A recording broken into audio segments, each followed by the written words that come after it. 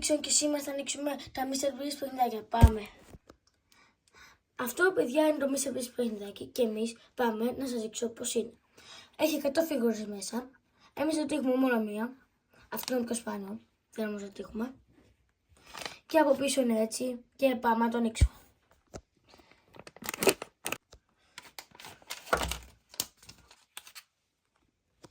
Εδώ είναι το παιδικό με τις φιγουρίτσες. Πάμε να δούμε τι έχει.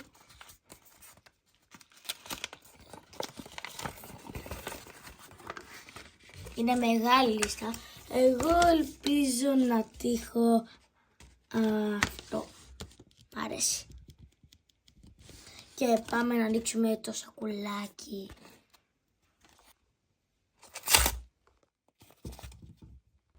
Αυτή είναι η φιγουρίτσα και πάμε.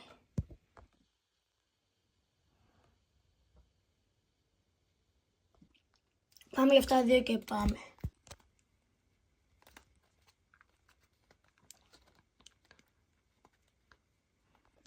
Λοιπόν, πάμε να βάλουμε το φυλαδάκι και να σας δείξουμε τι μπορεί να τύχει. Λοιπόν, εδώ είναι το φυλαδάκι και πάμε να το ανοίξουμε.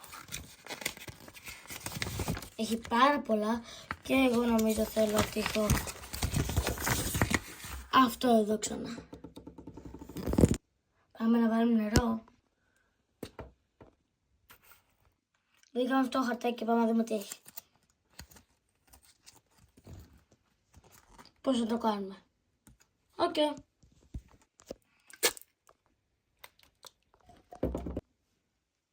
Αυτές είναι οι φιγούρες που τύχαμε.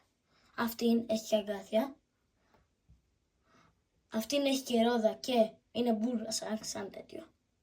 Το Mr. Beast σε φιγουράκι. Ένα κοτόπουλο. Και ένα φίδι. Αυτό ήταν το βίντεο και τα λέμε.